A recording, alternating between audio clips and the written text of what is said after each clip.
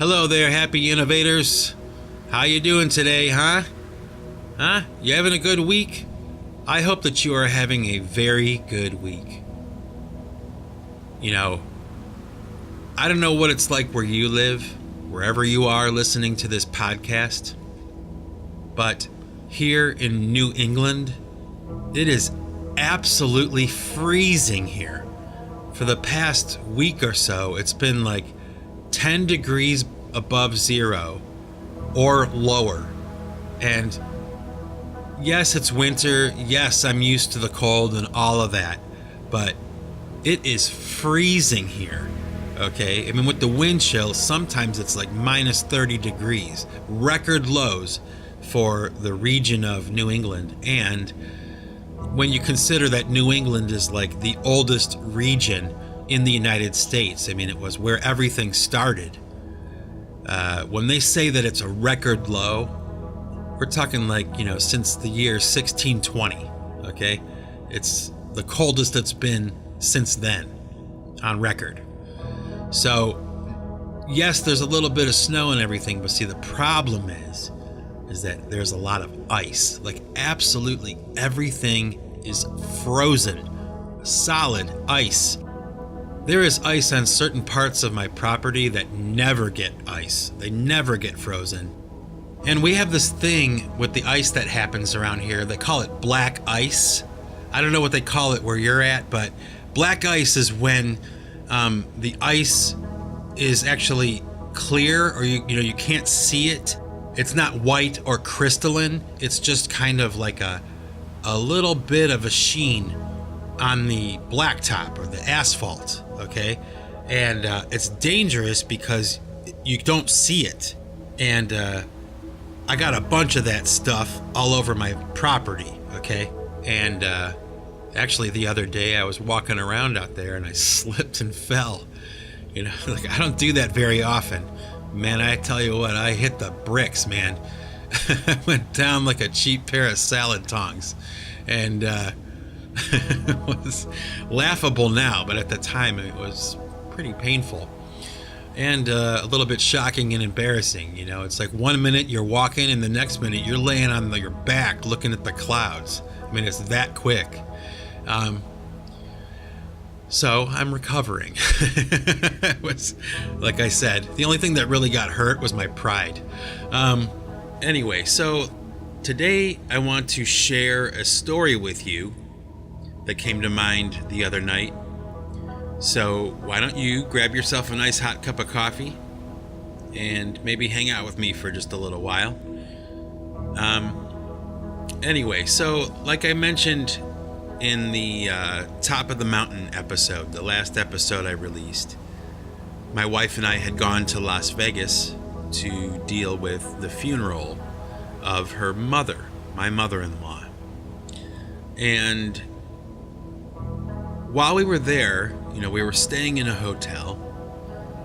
There's a million hotels to stay at in Las Vegas, obviously. And unfortunately for me, I guess, you're not allowed to smoke in hotel rooms anymore. And you know what? It doesn't really bother me too much. I kind of understand that. It's a bad habit. Okay, I know that. But honestly, okay, I don't really smoke that much. Okay, it's kind of something that I savor. It's not something that I abuse. So I would like to think that I'm a little bit more moderate when it comes to smoking. And so therefore, it doesn't bother me to, not be able to smoke in my hotel room and to have to maybe go outside to one of those, pseudo smoking lounges that they set up outside of buildings these days, where it's like maybe a bench, an ashtray kind of thing. And, that's pretty much it. Okay. So I woke up one morning in our hotel room and I decided I wanted to go downstairs and have a cigarette, maybe have a cup of coffee and just kind of prepare for the day a little bit mentally. So I go outside, I sit down on this bench, and I light up. And I'm just kind of sitting there taking in the climate, the sky, and just kind of thinking about the situation that we were going to have to deal with, and just, those kinds of things. And this dude comes along and sits down like right next to me on this bench. Okay, so it's just me and this guy. And, he's got like, a tank top, shorts, and flip-flops on.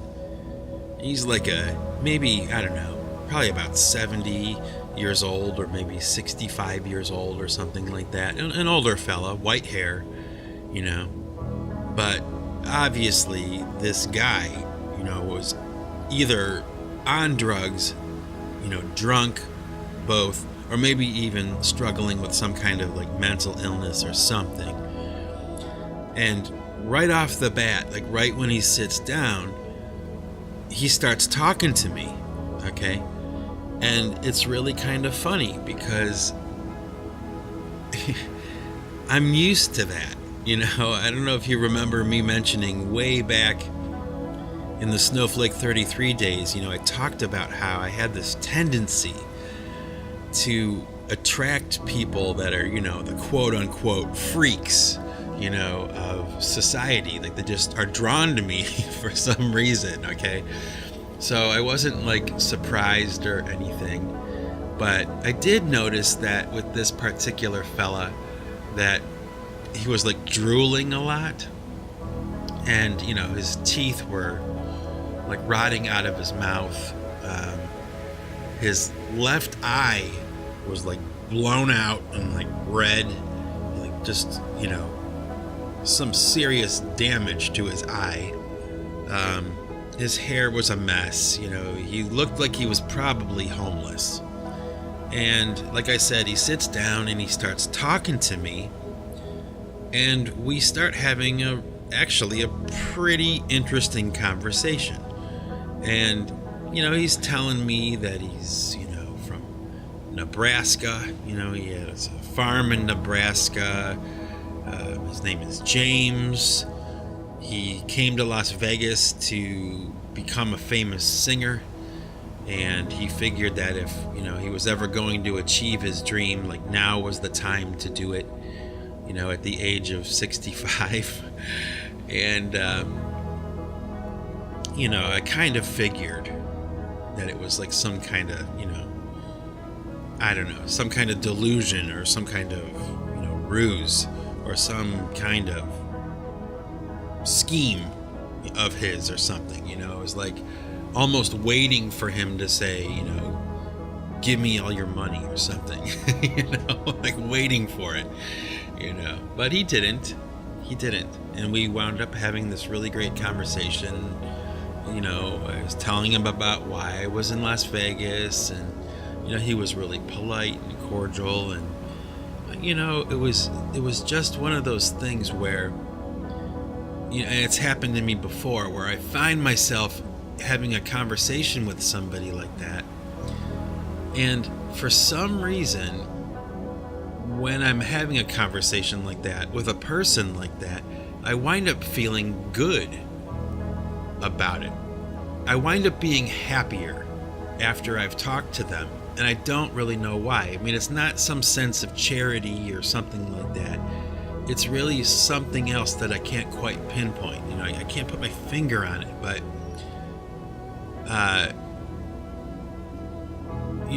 this guy was obviously a mess, and despite the fact that he was probably either, like I said, either high or mentally ill or both or whatever his deal was, he was really kind to me. However, what's strange is that right when I was leaving, I had to get up and go, I turned around to shake his hand, and it was really weird because he looked at me like really strange. I mean, he stuck his hand out, to shake my hand, but he had this look in his eye like he was angry, or like there was something wrong, like something was wrong. And I'll never forget it. Like it was just a subtlety, but it was there. I'm not quite sure what to make of that, but it was really kind of out of character, from what I knew of this guy, this conversation that we had. It really kind of struck me as odd that he just shot me this look when he was shaking my hand. Really strange. It's one of those things that makes me kind of wonder, like, what was I encountering? What was I actually talking to? Like there's something in this guy, that's what it seemed like.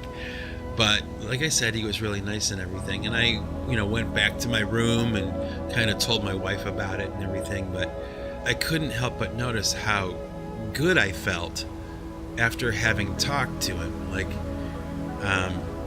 it was really kind of strange. Don't quite know what to make of it, but I wanted to talk about it a little bit. Maybe you've had an experience like that yourself, where you're sitting somewhere by yourself minding your own business, and then a stranger comes up and starts talking, and it doesn't necessarily go bad, it goes well. And that was the case with James, the guy from Las Vegas.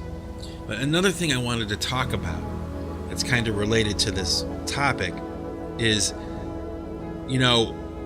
Las Vegas is known, it's very famous for its gambling and its casinos, and it's known as Sin City and all that. Anything goes in Las Vegas.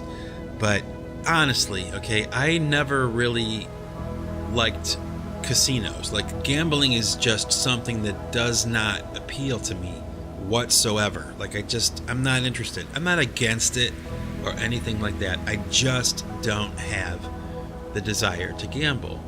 So, it's kind of an interesting, anthropological study to walk through any one of the casinos in Las Vegas. And at this point, I think I've been through every casino there, at least every major one. And I can't help it, like when I'm walking through these casinos and I see these people, man, just from all different walks of life, okay? Just every kind of person you can imagine, sitting behind like some digital slot machine. They have them lined up, maybe 5 or 10 machines like in a row right next to each other. And you walk past like column after column of slot machines. And, in each one of those columns, there's maybe 1 or 2 or 3 people just kind of camped out.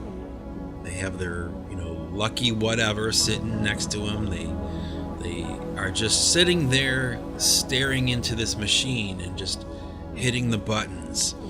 And, just maybe hours of sitting there. And as I'm walking past, it's almost like they're in cubicles, they're like, I can't help but kind of think about how much time they're wasting, and like, how did they get there?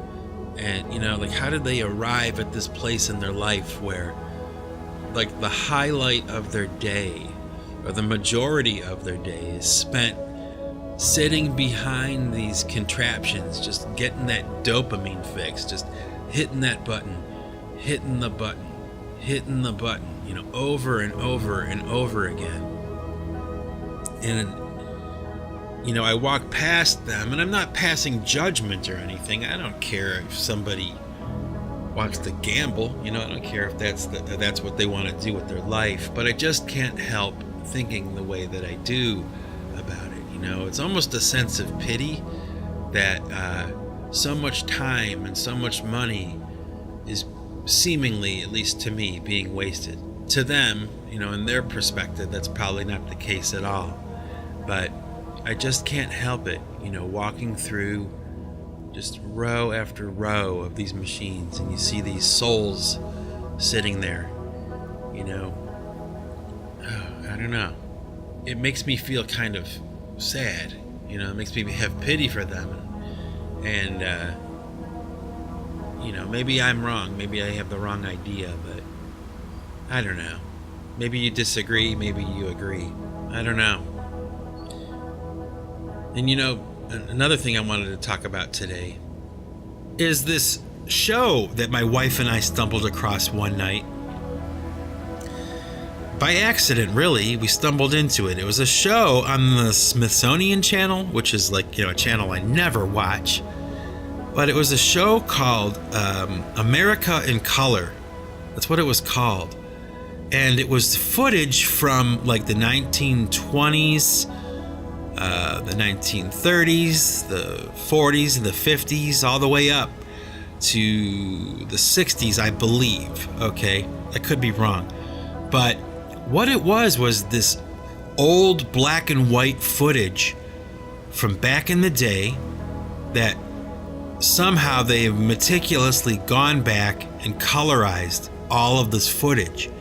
And yeah, I've seen, the movies that they've done that too, like It's a Wonderful Life, the colorized version or whatever.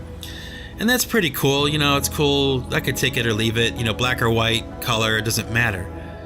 But what made this whole America in Color thing so interesting to me was how much more real those events that they had documented on film, and some of them are just so famous, historical moments in history that we're used to seeing, like on those old newsreels, FDR doing the speech for Pearl Harbor and A Day That Will Live in Infamy, all that kind of stuff, right?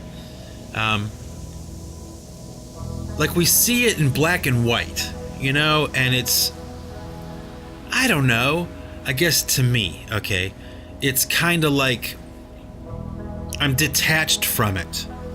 It's not connected to me. It's from another time, from a long, long time ago. As soon as I see something in black and white, the old footage, it registers in my brain that way, okay?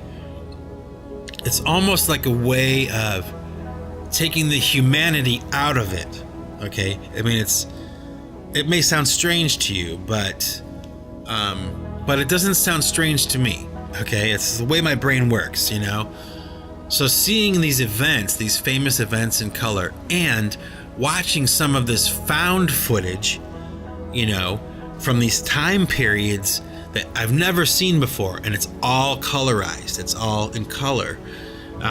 It was just absolutely fascinating to watch and to learn from, because almost every decade that they covered was chock full of information and footage of events that took place that I never heard anything about. And what's more is that it's amazing to see how much things have not changed. That the issues that still are important to people on the planet Earth today were just as important back then. Yeah, the world might have changed. Things sped up a little bit. Haircuts changed. Fashion changed. But the issues, the core problems, the concerns are all the same. It's fascinating. And I couldn't help but kind of think, wow, I wish I would have had that when I was a kid. How lucky the younger generations are now that they have access to things like that they can watch that and learn from it. They probably don't, it's their kids or whatever, but I don't know. I think if I were a kid and this kind of footage and information were made available to me as a young little kid running around, I don't know, man. I think I would have been pretty into it. I would have been paying attention. And that was one of the things that I wanted to talk about. And watching all that footage, you can kind of see how there has been, since the turn of the century, the 1900s, there had been this steady moral decline. You can watch it happen, in real time. Like, you can watch it start in the 1900s, right? Or something like that. And you just gradually see things, morally or whatever, quote unquote, breaking down gradually. It's quite amazing to see it because, while I'm watching this footage, like, they show footage of like the Great Depression, was it Black Tuesday or whatever in America? Like, they're showing the footage of that day, okay? But we know how it played out. Like, we're so far away from it now in time. We know what happened. Like, so when they show Nixon claiming he was not in any way involved in Watergate, right? We already know how it played out.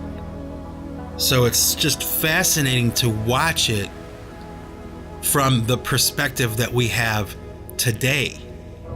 To look back on the history of things and know how they played out now. Okay? So, like, Pearl Harbor gets bombed. We see the footage. It's all in color, like we've never seen it before, right? But we know what happened after that. Okay? You fast forward to today, and we know what that bombing, what that footage led to in history. Pretty fascinating to think about if you really think about it. You see John F. Kennedy being elected, but we know how it played out. We know how it ends, right? Pretty fascinating when you watch it through those eyes, When you watch the flappers and prohibition on alcohol being lifted in the 1920s, we already know how it plays out. Pretty cool. It's also kind of funny too, because, people still like the same things.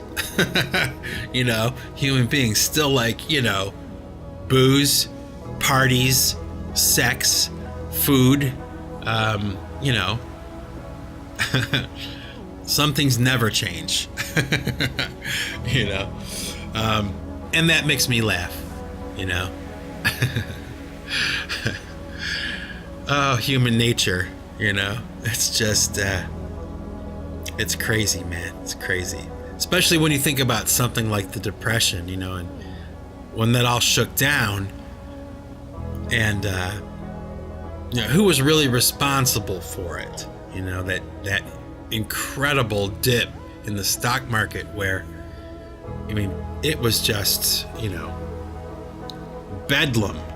People committing suicide because they lost everything in a day. They lost everything, and, the implementation of this thing called the soup kitchen, the soup lines, the bread lines in America. Like, this happened. We forget about that kind of stuff, really, because we have the luxury of being able to forget about it. But you watch this footage, man, and it's like it becomes a reality.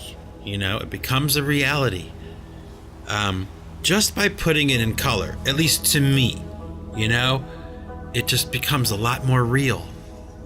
Like, oh yeah, like this really happened. This isn't just some newsreel from the past. This is something that really happened. And do you know what I mean? Maybe you do. I hope you do. If not, then this probably sounds pretty stupid. But I can live with that. And, I suppose I can tie all this into this idea, okay? I guess maybe it's a little bit of a reach, but we can tie it into the idea of, generational curses, I believe in that. It's something I've kind of been spending some time thinking about, and judging by the reaction I got from that last episode I did of the Singularity Podcast, a lot of people, I think, agree with a lot of what I was talking about in that podcast. And a lot of people have stories of their own to share. It was pretty profound, It makes me kind of process it all over again, that maybe there's something to this, like maybe there's some reality to the realm of the invisible, crossing over into our reality, and in many different ways, and like I said, different people with very different experiences. When you watch something like America in Color, and you can see the decline of, morality, because you really can, okay? It's not like, I don't think it's really a matter of opinion. You can see it rolling out, over the decades. Has that had an effect on the world that we live in today? Of course it has. Of course it has. I mean, you hear people talking about it all the time. There's like, YouTube video after YouTube video of people on the bus, demonically possessed or whatever, right? Pretty crazy footage, some of it is anyway. Yeah, I guess any of that stuff can be faked, but some of it I think is real. I think I have witnessed on videotape it anyway, real demonic possession. I believe I've seen it. I believe I've seen it in real people. I think I have. Don't know for sure. There's no way I can, but pretty sure. I've seen some pretty crazy things, had some pretty wild experiences, and I shared a lot of them with you in that last episode. I guess,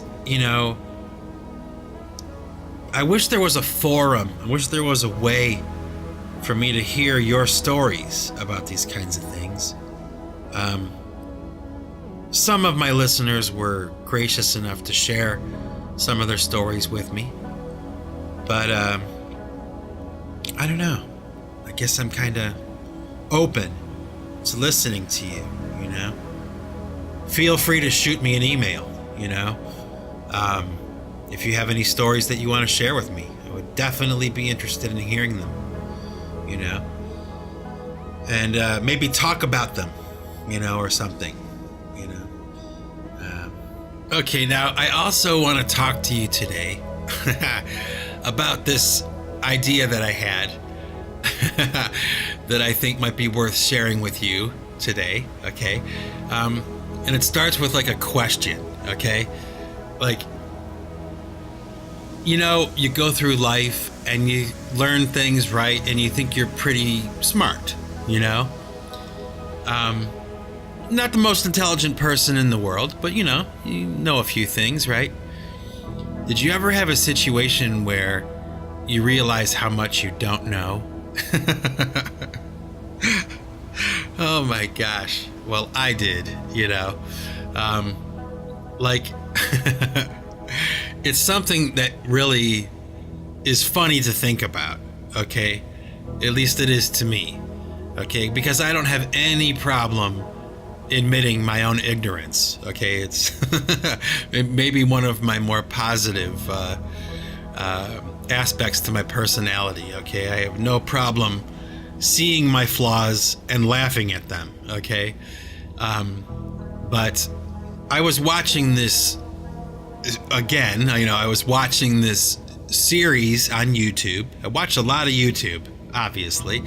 And it was called Show Us Your Junk, okay? Now, if you're like a musician, producer, artist of any kind, if you're a musician, this is a series that you should probably check out because it's really interesting, and it's, like I said, it was like a revelation to me, okay? It's a show, a series that goes into famous recording studios that are currently operating, okay? and they take you on a tour through the studio, and they show you the equipment they use, the technology that they use, the history of these studios, like who's recorded there, what was recorded there. All that stuff is really interesting. Okay. But throughout the course of this series, one of the things I realized, which I kind of knew already, okay, was like, I basically don't know. I don't know anything about recording music. Okay. Now, keep in mind, this is all happening at the time that I'm writing new material, right? And, I kind of think to myself, okay, I got my arms around this thing. I know what I'm doing. A little bit, But after watching the show, I just realized, man, what I don't know about recording totally surpasses what I do know about recording. And it was really kind of laughable to me. Still is. That's why I'm bringing it up, because I think it's important to reflect on those kinds of things. I mean, the idea is, like with anything else in life, you want to do better as you go along. I mean, you want to learn more, and after doing something for like 20 years or something, you'd like to think anyway that you've learned a few things. And, honestly, I have. Okay, I have. I'm not completely lost or bewildered, okay? But with some of the stuff, like for instance, the effect pedals that they use in these studios, I guess I learned that, effect pedals are a large part of what happens in a studio. And I didn't know that at all. And I guess that, this show, Show Us Your Junk, is sponsored by a effect pedal company. So that's kind of like the emphasis of this show. Like, they want to see the pedals that are used in these studios, the choices that these engineers and these producers make when it comes to adding effects to your mix and stuff like that. But it was just when I thought I had some, grasp of studio engineering or whatever, along comes something like this where it's like, damn, I just don't know anything. I don't know anything. It sucks, man. It sucks. But, it's all a learning experience, right? And another thing that I wanted to talk about, okay, was this weird kind of, I don't know, I guess I would call it like a phenomena, okay, where I record something, I write something and record it like earlier in the day, and it sounds great, okay? And maybe you know what I'm talking about, like you're happy with what you did, but then when you go back and listen to it like later or like the next day, it sounds terrible. And that doesn't happen all the time for me, okay? But it does happen, a lot, okay? And I can never quite understand why that happens. So maybe if you are a more experienced studio engineer, you can kind of give me your feedback on that, because I would appreciate it. I think you know who I'm talking about. And in case you haven't noticed, I'm kind of meandering here. I didn't sit down with like a plan today. I just decided to start talking. So I apologize, if this is not the most exciting Singularity podcast that I've done. I'm trying. I'm trying. And here's another thing I wanted to talk about. I'm not necessarily sure I should, but I'm going to talk about it anyway. Okay, I had this strange interaction or like experience with this person. who I won't name, they'll remain nameless, okay? There's this person, okay, I had asked a favor of doing some singing bits, okay, for a project that I was working on. And this person graciously did me the favor, no questions asked, okay? And I let them know when the project was over that I owed them one, okay? Like I would be into reciprocity. If they ever needed something from me, I would be willing to help them out, okay? So I guess I can also say that throughout the interaction, you know, this project that I was involving this person with, the interactions weren't necessarily smooth. Like I felt anyway, the person's personality was a little abrasive sometimes, and maybe mine was too, okay? So no harm, no foul, but the reality was that, you know, my impression was from this person, who remains nameless, that the relationship was professional but strained, okay? Like if we were to meet in person and hang out, we probably wouldn't really get along really well, which to me doesn't mean anything at all, okay? Work is work, play is play, all right? So a couple months pass, all right? And this person contacts me again, and they say, because they are not a musician, okay, they say to me, I have these lyrics for a song, and they sang a bit of it to me, okay, and they had asked me if I would be willing to arrange it, you know, put it into a song structure and play the chords, you know, the music to it, and kind of like write a version of the song for them that they could have, okay? Now, like I said, I'm totally about reciprocity. I owed them one, no problem, okay? So I do it. It takes me about a day or two of tinkering around with it, and I finally come up with something that's like, you know, pretty good, you know, like doable and workable, okay? So I send this person the song, I send them the session that I made it in so they could have it, okay? Totally for free. I don't want any credit. They could just have it. I don't care. It wasn't hard to do, and I owed them one, right? Okay. So I told the person like on a Monday that I would have it for them on Friday. You know, I agree on Monday, I'll have it done by Friday, by the end of the week, right? Well, I managed to get it finished a day early. So I sent it to this person on Thursday. Okay?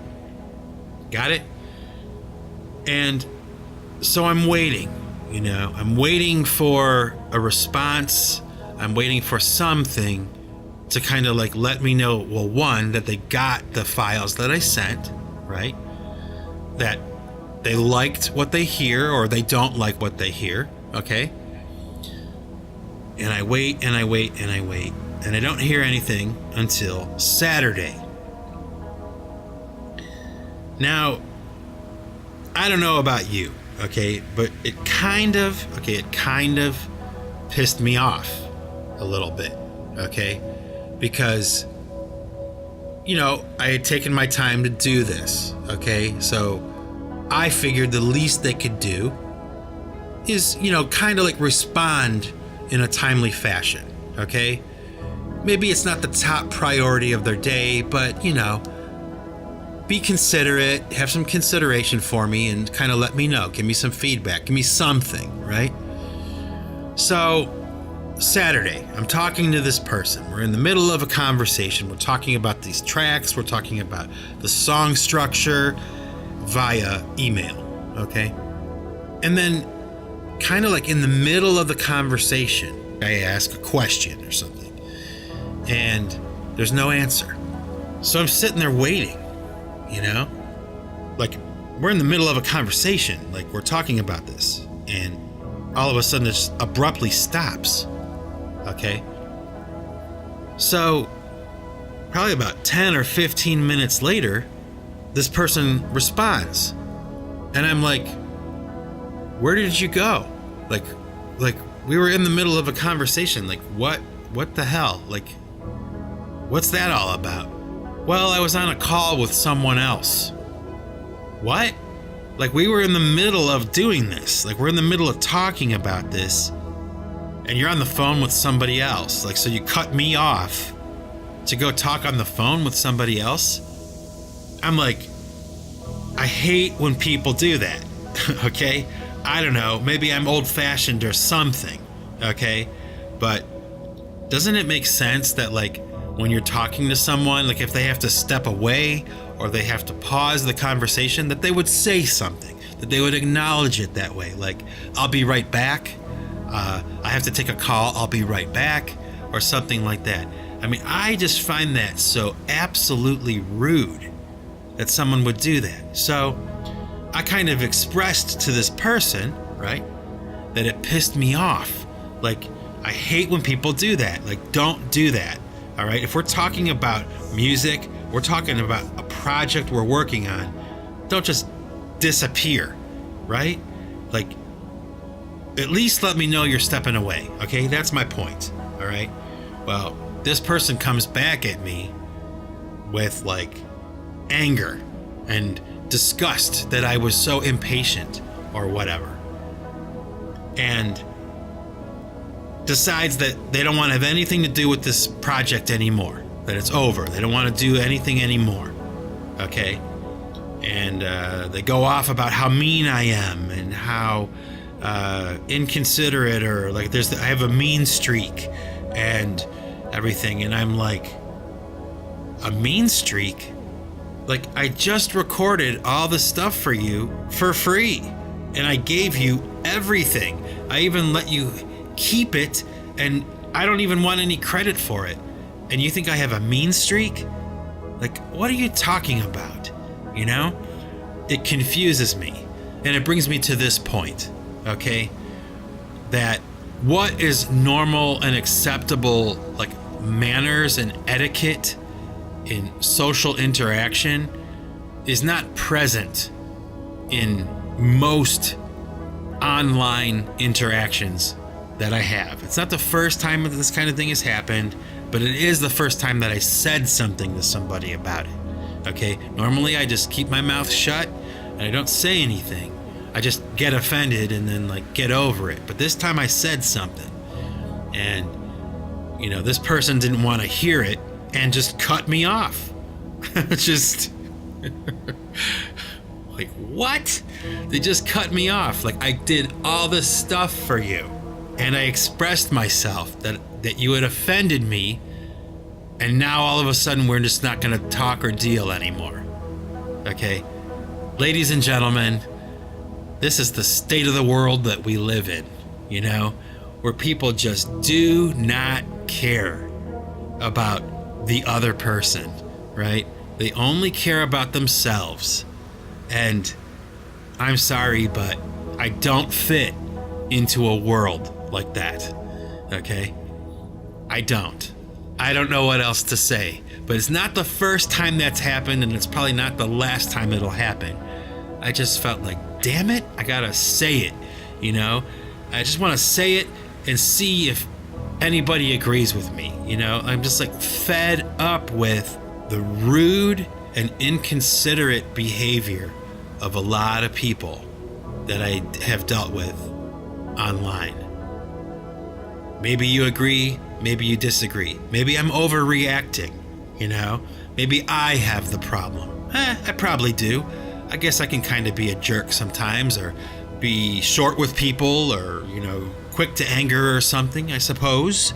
You know, sometimes, depending on the situation. But I think most of the time, I'm pretty even keel. I'm pretty laid back. I'm the kind of guy that will record tracks for you for free and give them to you, and not want credit and not want money or anything like that. That doesn't sound like a mean or bad person to me. Okay? And just for your information, if I were talking to you and I had to step away from our conversation, I would let you know. So maybe that's the point that I'm trying to make, is like, maybe we can all start doing that for each other. maybe, be considerate that way. I don't know. Maybe not. Oh, anyway, so hope this wasn't too boring. I think I hope you take it like this, that I was doing this episode for you because I know that I haven't given you one in a while, and I wanted to give you something rather than nothing. And I want to get back to my songwriting, and educating myself about studio art, So for now, this is Mike Bostwick from Pipe Choir Records signing off. And remember, folks, if you want to keep what you've got to give it away. Take it easy.